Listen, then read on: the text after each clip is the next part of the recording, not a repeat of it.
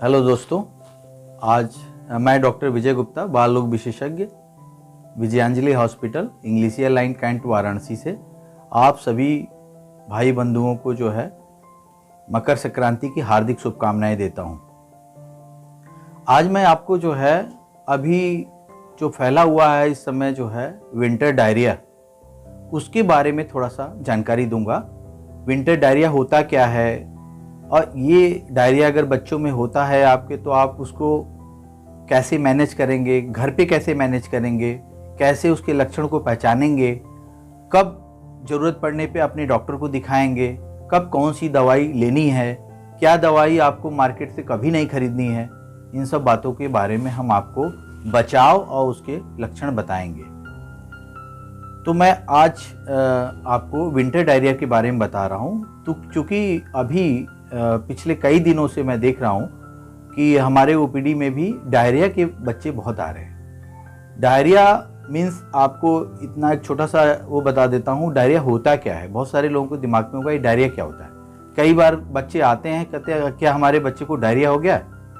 तो ऐसे लोगों के लिए कुछ बच्चे होते हैं, अगर आप न्यूबॉर्न की बात करेंगे, अगर जो छोटे बच्चे हैं उसमें देखा गया है कि जो है वो दिन भर में 8 से 10 स्टूल करते हैं। या कुछ बच्चे ऐसे होते हैं जो 3 से 4 दिन में, नियोनेटल जो होते हैं, नियोनेट्स जो बच्चे छोटे बच्चे होते हैं माँ के 1 महीने तक के, वो 3 से 4 दिन में एक बार भी करते हैं। तो छोटे बच्चों में 3 से 4 दिन में एक बार करना या 8 से 10 बार स्टूल करना, या हर बार जब भी माँ का दूध पिए और वो लैट्रिन करता है थोड़ा सा, तो उसको डायरिया नहीं बोलते। वो नॉर्मल बाउल हैबिट है बच्चों का, स्पेशली न्यूबॉर्न का। लेकिन अगर आपको लगता है कि हमारा बच्चा वाटरी स्टूल कर रहा है, या कंसिस्टेंसी ऑफ स्टूल चेंज हो रहा है, या नंबर ऑफ स्टूल चेंज हो रहा है और वाटरी है और साथ में वॉमिटिंग भी हो रही है और बच्चा दूध भी नहीं पी रहा है, तब ये डायरिया है। मतलब डायरिया एक भी हो सकता है, नंबर ऑफ स्टूल बढ़ जाए, या उसकी कंसिस्टेंसी बढ़ जाए, या वाटरी हो जाए, या बाउल पैटर्न चेंज हो जाए, तब उसको हम डायरिया बोलते हैं। अभी क्या हो रहा है कि हम लोगों ने देखा है कि आजकल जो है, जो लोग बाहर खाना खा के आते हैं, या जो लोग जो है रेस्टोरेंट में खाना खा के आ रहे हैं, जो पर्यटक है, वो भी, बड़े लोग भी डायरिया करके आ रहे हैं। वो उनका फीचर क्या होता है, जो विंटर डायरिया है उसके जो फीचर होते हैं, वो एक्यूट एब्डोमिनल पेन करके प्रेजेंट करता है। एकदम सीवियर से आपको बहुत तेज दर्द होगा पेट में, और पेट में दर्द होते ही आप बैठ जाएंगे वहां पे, थोड़ी देर तक आप परेशान रहेंगे, और दर्द के साथ ही देखेंगे थोड़ी देर बाद आपको वॉमिटिंग स्टार्ट हो गई। रिकरेंट वॉमिटिंग होती है, और रिकरेंट वॉमिटिंग के बाद आपको 24 घंटे के अंदर ही देखेंगे कि आपको लूज स्टूल, जो पतले पतले दस्त लगने स्टार्ट हो जाते हैं। तो ऐसे केसेस में इसे कहते हैं विंटर डायरिया। और अगर आपको इस तरीके से कोई लक्षण दिख रहा है तो आप समझिए कि हमको विंटर डायरिया हो रहा है। विंटर डायरिया का एक और कारण है कि बच्चों को जो है ठीक से आवश्यकता से मतलब उसको ठीक से ढका नहीं गया हो, बच्चा ठंडा रहता है, गंदे कपड़े पहना रहता है, वही कपड़ा चेंज नहीं किया जाता है, बार बार वो उसी कपड़े को मुंह में डालता रहता है, उसी को बॉटल को पीता रहता है, उसकी वजह से भी इन्फेक्शन होता है। वो भी विंटर डायरिया में देखा गया कि विंटर डायरिया में हो रहा है। इसको कोल्ड फ्लू भी बोलते हैं, पर फ्लू एक मिसनॉमर है, उसमें फ्लू या सर्दी जुकाम जैसी लाइक चीज़ें होती नहीं है, लेकिन कोल्ड फ्लू बोला जाता है क्योंकि इसमें एकदम सडन एब्डोमिनल पेन, वॉमिटिंग और लूज स्टूल होने लगते हैं। कारण जो है, नोरा वायरस एक वायरस होता है जो कोविड से भी ज़्यादा खतरनाक है, तेज़ी से स्प्रेड कर सकता है और कम्युनिटी स्प्रेड होती है इसमें। और ये हॉस्टल्स में और डे केयर सेंटर में, पीएससी, मिलिट्री जो वर्कर्स हैं, जहाँ हॉस्टल रह रहे हैं लोग, वहाँ पे, हॉस्पिटल्स में स्प्रेड कर सकता है।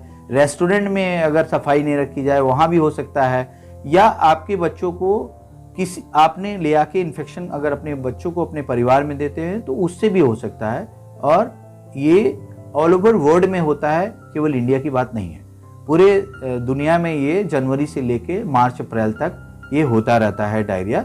लेकिन इसकी अगर ठीक से साफ सफाई की जाए तो उसको उससे मुक्ति मिल सकती है और इसको फैलने से बचाया जा सकता है। अब मैं ये बताना चाह रहा हूँ कि डायरिया के होने पे आपके बच्चे में क्या चेंजेस आएंगे और आपके बच्चे को अब क्या करना चाहिए, आपको क्या करना चाहिए ताकि बच्चे को सेफ किया जा सके। यूजुअली डायरिया जो है, ऐसे डायरिया 5 से 6 दिन तक चल सकता है, लेकिन डायरिया से होने वाली जो पानी की कमी है, उसकी वजह से आपके बच्चे को डिहाइड्रेशन का मतलब पानी की कमी होना होता है। तो पानी की कमी हो सकती है, तो उसके लिए आप क्या करेंगे कि बच्चे को ज़्यादा से ज़्यादा उसको जो घर में बना हुआ जैसे छाछ है, नारियल पानी है, या कुछ दाल का पानी है, माड़ का पानी है, ये आप उनको दे सकते हैं। और वैसे बेस्ट सॉल्यूशन जो होता है वो ORS, ओरल रिहाइड्रेशन सॉल्यूशन होता है, जो मार्केट में भी मिलता है और हर घर में इस समय जरूर वो पैकेट रखने चाहिए। 2 टाइप के पैकेट आते हैं, एक गिलास पानी में डिजोल्व किया जाता है, 200 मिलीग्राम का होता है, और एक बड़ा जो पैकेट होता है उसको 1 लीटर पानी में डिजोल्व किया जाना चाहिए। वैसे आजकल टेट्रा पैक उपलब्ध है, जो जैसे फ्रूटी वगैरह आता है उसी तरीके से टेट्रा पैक ORS के उपलब्ध है, वो भी आप अपने बच्चे को दे सकते हैं और वो बच्चा अगर पीता रहेगा तो उसको डिहाइड्रेशन के चांसेस नहीं हो। एक बात मैं और बताना चाहता हूँ इसमें सबसे इम्पोर्टेंट, कि जनरली जो बच्चों को अभी विंटर डायरिया हो रहा है, जो छोटे बच्चे हैं जो माँ के गोद में है अभी, अगर उनको डायरिया होता है तो माँ को कृपया अपना दूध जरूर पिलाते रहे, वो ही सबसे बड़ा अमृत है, और उसको कभी मिस ना करें। कितना भी कोई भी बोले, माँ का दूध कभी भी बंद नहीं किया जाता है किसी भी अवस्था में। डायरिया में वो एक अमृत की तरह काम करता है, उसको पिलाते रहें और डायरिया होने दें। धीरे धीरे देखेंगे कि डायरिया स्वतः, चूंकि वायरल इन्फेक्शन है तो स्वतः ही खत्म हो जाता है। डिहाइड्रेशन से आपके बच्चे को बचाना। डिहाइड्रेशन में एक बात और बताना चाहे, अगर आपके पास ORS का पैक उपलब्ध नहीं है तो ORS बनाने के लिए आप चाहे तो 1 लीटर पानी में साफ सुथरा पानी होना चाहिए आपके पास, चाहे वो उबला हुआ पानी हो, छाना हुआ पानी हो, उसमें आप 6 चम्मच जो है चीनी डालें और 1 चम्मच नमक डाल के उसको प्रॉपर मिला सकते हैं। और ये बना हुआ जो होममेड ORS है उसको आप 24 घंटे आप यूज कर सकते हैं। कोई भी ORS 24 घंटे से ज़्यादा यूज नहीं किया जाता। एक प्रिकॉशन और बताता हूँ आपको, ORS का पैकेट खोल के थोड़ा थोड़ा पानी में घोल के थोड़ा थोड़ा पिलाना बहुत डेंजरस होता है। ये एक दवा है जिसको जब 200 ml पानी में छोटा वाला पाउडर या 1 लीटर पानी में बड़ा हुआ पाउडर पूरा का पूरा मिला के पूरा घोलेंगे, तब ये एक सॉल्यूशन बनता है जिसमें सोडियम, पोटेशियम, कैल्शियम और साइट्रेट की मात्रा बराबर बराबर होती है। जो हमारे बॉडी में से फ्लूइड निकलता है वोमिटिंग और लैट्रिन के द्वारा, उसका पूरा पूरा रिप्लेसमेंट होता है। अगर आप गलती से थोड़ा थोड़ा मिला के पिला रहे हैं तो उसमें प्रोपोर्शन ठीक नहीं होता और उससे आपके बच्चे को different type of electrolyte disbalance हो सकता है। ये इलेक्ट्रोलाइट डिसबैलेंस मौत का कारण भी हो सकता है, बच्चा सीवियर हो सकता है, बच्चे का पेट फूल सकता है, बच्चा, आपको नहीं समझ में आया कि हमारा बच्चा तो खेल रहा था अभी कैसे गंभीर हो गया। इसलिए कभी भी उसको इस तरह से न पिलाएं जैसे बताया गया है, उसी तरह से उस रैपर पे भी लिखा होता है कि आप किस तरीके से ORS को बनाएं। अब मैं आता हूं कारण की वजह से। मैंने बताया नोरा वायरस एक कारण है, छोटों बच्चों में, अब से 2 साल तक के बच्चों में और कुछ बड़े बच्चों में भी रोटा वायरस मोस्ट इंपॉर्टेंट कारण होता है डायरिया का। लेकिन ये ज़्यादातर गर्मियों में होता है, ठंड के दिनों में नोरा होता है, लेकिन रोटा वायरस अभी भी हो रहा है।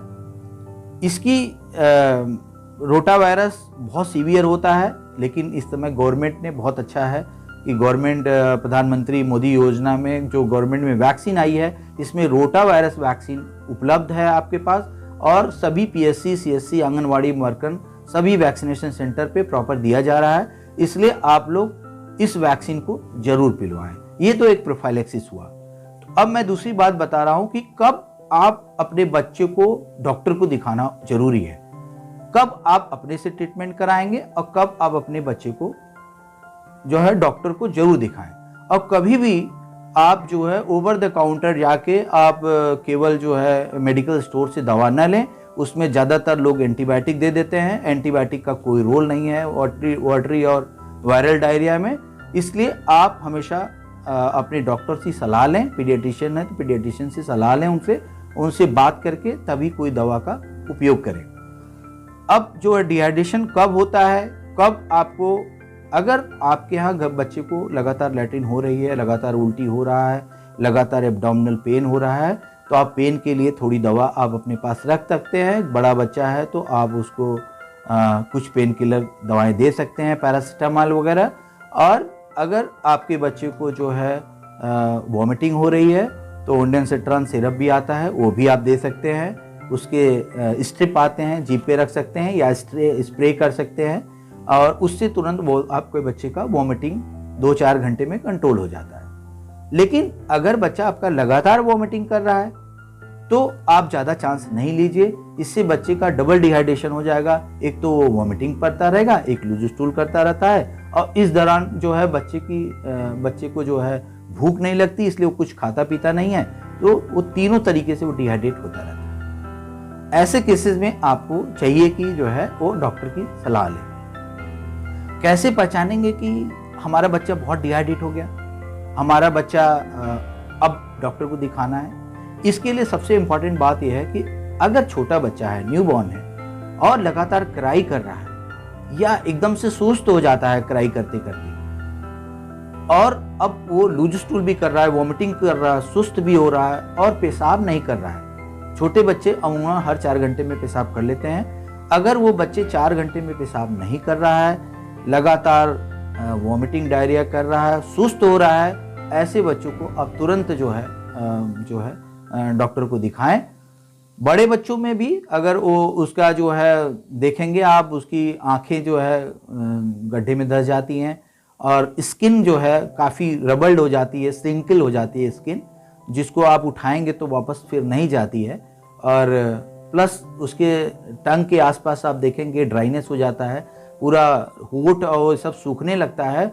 और सबसे इंपॉर्टेंट फीचर होता है कि बच्चा इरिटेबल होगा, कंटिन्यूअस आपको इरिटेबल, चिड़चिड़ापन लगे तो समझ लीजिएगा डिहाइड्रेशन अब आपको अफेक्ट कर गया है। अब बच्चा यूरिन कम पास करेगा, अब जो 4 घंटे में पास करता है 6 घंटे में करेगा, 8 घंटे में करेगा, 10 घंटे में करेगा, या जो करा भी तो बहुत कम वॉल्यूम होगा, गाढ़ा होगा, पीला होगा, तो आप समझ लीजिए हमारा बच्चा डिहाइड्रेट हो रहा है।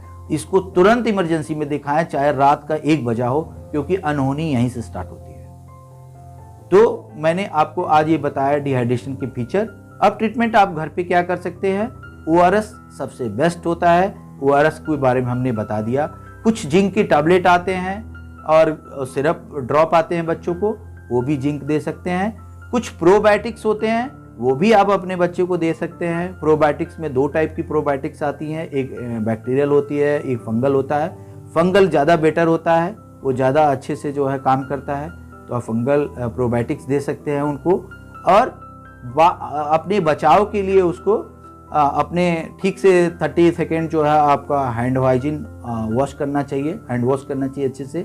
आपके जो है कपड़े भी वॉश होने चाहिए, आपके जो बाथरूम है और जिसमें कपड़े बच्चे का वॉश कर रहे हैं उसको अलग तरीके से उनको प्रॉपर सैनिटाइज करें उनको।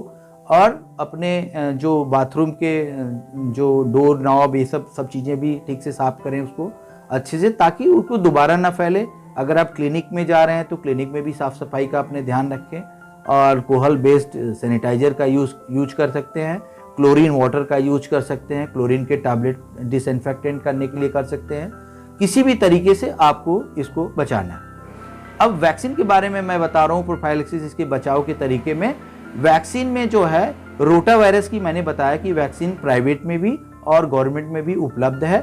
और एक और है कॉलरा, विब्रियो कॉलरा जो होता है, वो हैजा जिसको बोलते हैं, वो यूजुअली गर्मी में होता है, लेकिन उसका भी वैक्सीन उपलब्ध है जिनको ज़रूरत है। हालांकि कॉलरा पहले से कम हुआ है, लेकिन उसका भी ओरल वैक्सीन उपलब्ध है, उसको भी आप पिला सकते हैं। बाकी जो नोरा वायरस है, नोरा वायरस का वैक्सीन उपलब्ध नहीं है। नोरा वायरस हर साल अपना स्ट्रेन चेंज करता है, जैसे कोविड चेंज कर रहा है, इसलिए इसका अभी तक कोई वैक्सीन उपलब्ध नहीं है। इसमें साफ सफाई और अपने बच्चे को ठीक से साफ सफाई करके, रेस्टोरेंट से खाना कम करके, बाहर से खाना फूड सैनिटाइज करके, बासी खाना बंद करके, इन सब से करने के बाद आप उसको बचाया जा सकता है। हमेशा याद रखिए, जब भी आपका बच्चा डिहाइड्रेट होता है उसको जरूर दिखाइए। एक इमरजेंसी होती है, ये सीवियर डिहाइड्रेशन में हमेशा इंट्रावेनस फ्लूइड के द्वारा ही इलाज होता है, उसमें कोई रिस्क मत लीजिए, हमेशा गंभीरता और मौत यही होती है। धन्यवाद।